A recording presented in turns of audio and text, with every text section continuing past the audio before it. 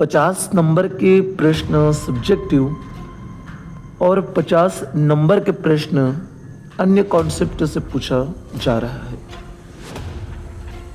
यदि हम लोग विषयवार शिक्षक भर्ती का सिलेबस देखें तो जैसे मैथ्स के लिए यहाँ पे देखिए 50 नंबर मैथ्स से संबंधित और अन्य 50 नंबर भाग ब बाल विकास एवं शिक्षा शास्त्र, भाग स भाषा ज्ञान, सामान्य अध्ययन और कंप्यूटर से प्रश्न पूछे जा रहे हैं।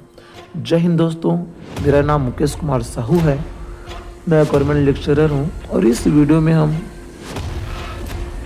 ऑफिशियल सिलेबस, नोटिफिकेशन और अन्य महत्वपूर्ण तथ्यों पर बात करेंगे।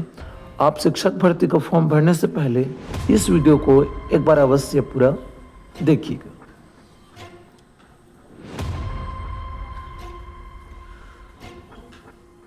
सबसे पहले हम लोग एक बार एडवर्टाइजमेंट पर बात करें।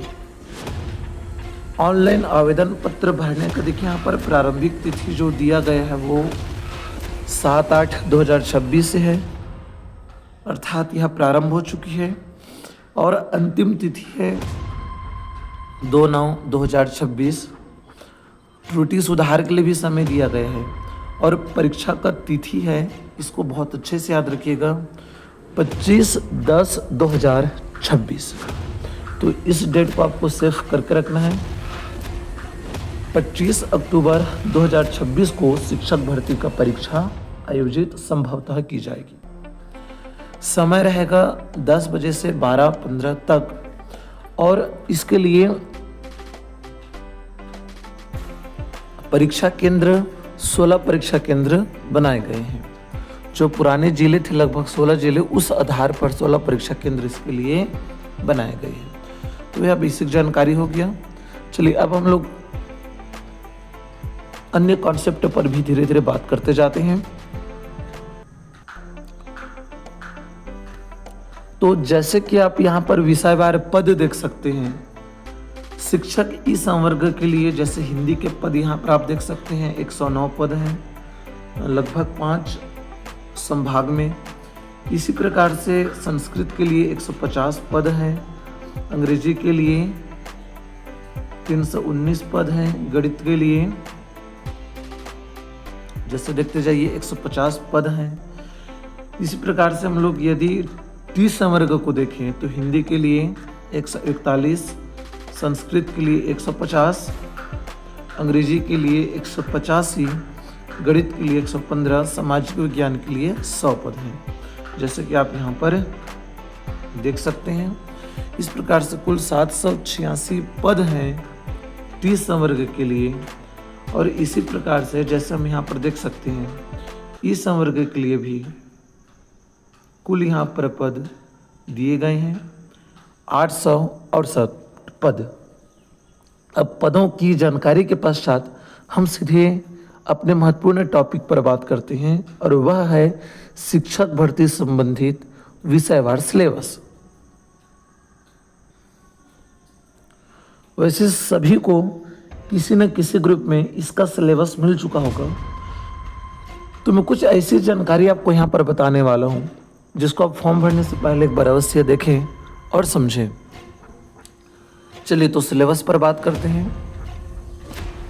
जैसे हम यहाँ पर देखें 50 नंबर के प्रश्न उस सब्जेक्ट से पूछे जा रहे हैं जिस पर आप फॉर्म भरेंगे। इसके उपरांत जैसे हम लोग देखें जो बाकी 50 नंबर के प्रश्न हैं वह बाल विकास, शिक्षा शास्त्र, भाषा ज्ञान और सामान्य अध्ययन से पूछे जा रहे हैं और इससे संबंधित वीडियो में पहले भी बना चुका हूँ, आप वहाँ भी जाके देख सकते हैं। ऑफिशियल नोटिफिकेशन के पहले भी हम लोग इस पर एक वीडियो बनाए थे जो कि 100% सही था, बिल्कुल सटीक बैठा था। तो चलिए अब सिलेबस पर बात करते जाते हैं। उसके उपरांत हम लोग एक बार योग्यता देख लेंगे, किस सब्जेक्ट के लिए कौन सी योग्यता मांगी जा रही है। जैसे आप यहाँ पर देख सकते हैं भाग अ जो है वह मैथ से संबंधित है। यहाँ पर मैथमेटिकल प्रश्न अलग अलग यूनिट से पूछे जा रहे हैं। जैसे यूनिट 1 मान के चलें, यूनिट 1 कह सकते हैं इसको, यहाँ से 5 अंक के प्रश्न पूछे जा रहे हैं जिसमें गणित का इतिहास, गणित की प्रकृति इत्यादि कॉन्सेप्ट है। इसके उपरांत देखते हैं अंक गणित। यहाँ से 10 नंबर के प्रश्न पूछे जा रहे हैं, जिसमें संख्या पद्धति, प्राकृतिक संख्याएं इत्यादि शामिल है। तो इस पर हम लोग और एक वीडियो में पूर्ण रूप से डिटेल से बात करेंगे। पहले बेसिक देखते जाते हैं। इसी प्रकार से बीजगणित, जैसे आप यहाँ पर देख सकते हैं, यहाँ से भी 10 नंबर के प्रश्न पूछे जा रहे हैं।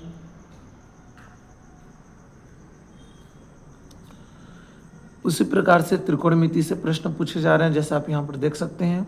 ज्यामिति और क्षेत्रमिति से भी 55 अंक के प्रश्न पूछे जा रहे हैं। सांख्यिकी से भी प्रश्न यहाँ पर पूछे जा रहे हैं।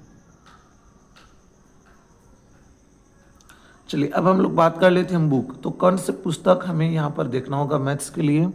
तो याद रखिएगा, मैथ्स के लिए आप लोग NCERT के पुस्तक को देखिएगा, और आपको क्लास 8 से लेकर क्लास 10th तक मैथ्स पुस्तक को बहुत अच्छे से रीड करना है, समझ कर रखना है। तो आपको कोई भी दूसरा पुस्तक देखने की जरूरत ही नहीं होगी। आप 8 से लेकर 10 तक जितने क्वेश्चन हैं, जितने एग्जाम्पल हैं, सारे एग्जाम्पल और प्रश्नों को बहुत अच्छे से सॉल्व करके देख लीजिए। लगभग अभी भी हमारे पास 2 से ढाई मंथ का समय बचा हुआ है।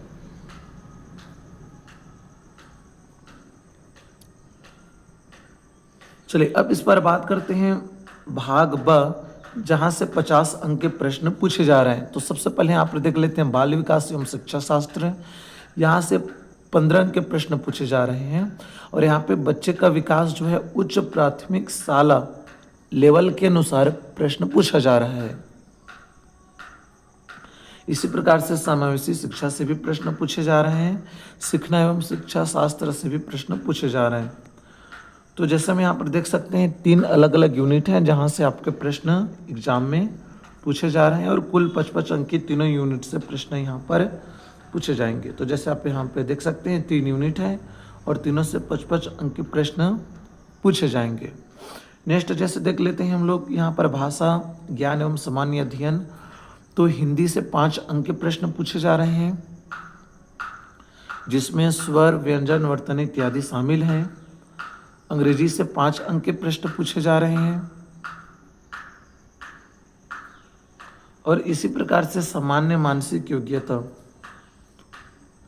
यहाँ से 10 अंक के प्रश्न पूछे जा रहे हैं, जिसमें तर्क करना, संबंध देखना, अंकिक योग्यता, विषमता पहचानना, अंकिक श्रेणी इत्यादि शामिल है।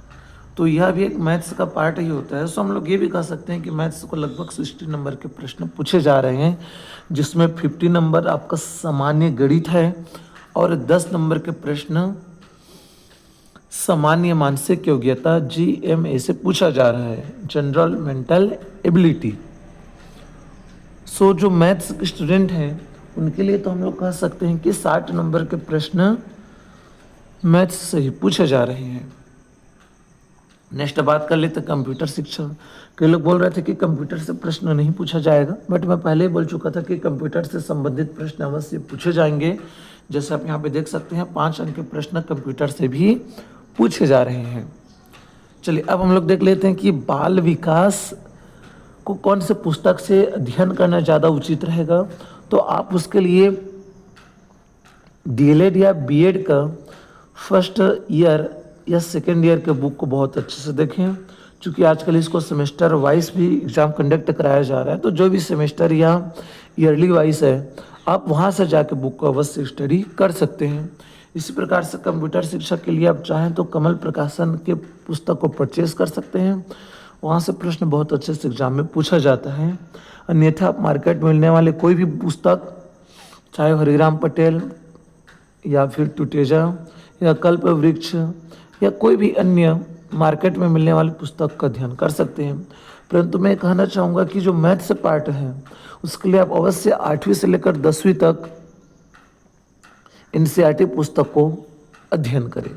इसी प्रकार से बाल विकास के लिए आप चाहें तो DLED और BEd के पुस्तक को अध्ययन कर सकते हैं, वो सबसे बेस्ट रहता है। सो इस प्रकार से आप यहाँ पर सिलेबस देख सकते हैं। और उसके उपरांत हम लोग देख लेते हैं सामान्य ज्ञान। तो सामान्य ज्ञान से भी 10 अंक के प्रश्न पूछे जा रहे हैं, उसको भी एक बार हम लोग फोकस करें। तो सामान्य ज्ञान चूंकि 2 पार्ट में पूछा जा रहा है, तो है आपका इंडियन से रिलेटेड और सेकेंड है सीजी रिलेटेड। तो जैसे यहाँ पे आप देख सकते हैं भारत से संबंधित मुख्य सावधानिक प्रावधान, मौलिक कर्तव्य, भारतीय इतिहास, भूगोल, भारतीय अर्थव्यवस्था से संबंधित प्रश्न है। इसके पश्चात सामान्य विज्ञान से संबंधित प्रश्न है और छत्तीसगढ़ की सामान्य जानकारी से संबंधित प्रश्न है। कुल मिलाकर यहाँ से 10 प्रश्न पूछे जाने वाले हैं। सो अब इसके उपरांत हम लोग एक बार योग्यता पर भी बात कर लें।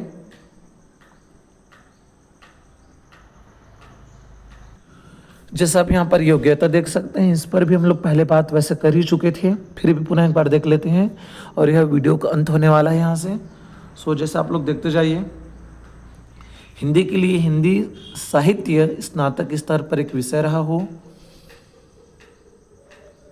संस्कृत साहित्य स्नातक विषय पर एक विषय रहा हो, अर्थात आर्ट वाले इन दोनों विषय पर फॉर्म भर पाएंगे। अंग्रेजी साहित्य एक विषय रहा हो। सो मान के चलते हैं तीनों ही आर्ट से संबंधित टॉपिक है। इसी प्रकार से जैसे हम यहाँ पर गणित को देखें तो जो आपका ग्रेजुएशन है उसमें भौतिक, रसायन, इलेक्ट्रॉनिक्स, कंप्यूटर साइंस, सांख्यिकी, विज्ञान, गर्भ विज्ञान इत्यादि गणित के साथ कोई 2 विषय रहे हों। इस प्रकार से सामाजिक विज्ञान में जो कॉमर्स वाले हों सामाजिक विज्ञान के अंतर्गत फॉर्म भर पाएंगे, जिनमें इतिहास, भूगोल, वाणिज्य, अर्थशास्त्र, राजनीतिक विज्ञान में से विषय अनिवार्य रूप से होना चाहिए और कृषि के लिए कृषि विज्ञान होना चाहिए। अच्छा, कृषि के लिए यहाँ पे ध्यान दीजिएगा, टेट अनिवार्यता नहीं है, उसमें सिर्फ बीएड को मांगा जा रहा है, लेकिन वहाँ पर टेट को नहीं मांगा जा रहा। सो इस प्रकार से हमने यहाँ पर सिलेबस देखा। आप यदि हिंदी साहित्य से संबंधित है तो वहाँ पे सिलेबस में 50 नंबर के हिंदी सब्जेक्टिव और बाकी 50 नंबर के बाल विकास, सामान्य ज्ञान, कंप्यूटर इत्यादि से संबंधित प्रश्न पूछे जाएंगे। इसी प्रकार से बाकी सब्जेक्ट के लिए भी सब्जेक्ट वाइज क्वेश्चन पूछा जाएगा। आई होप वीडियो आपको बहुत अच्छे से समझ में आएगा। यदि कोई भी ऐसा कॉन्सेप्ट जो आपको समझ ना आया हो तो आप उसको कमेंट के थ्रू भी पूछ सकते हैं। नेक्स्ट मिलते हैं अगली वीडियो में।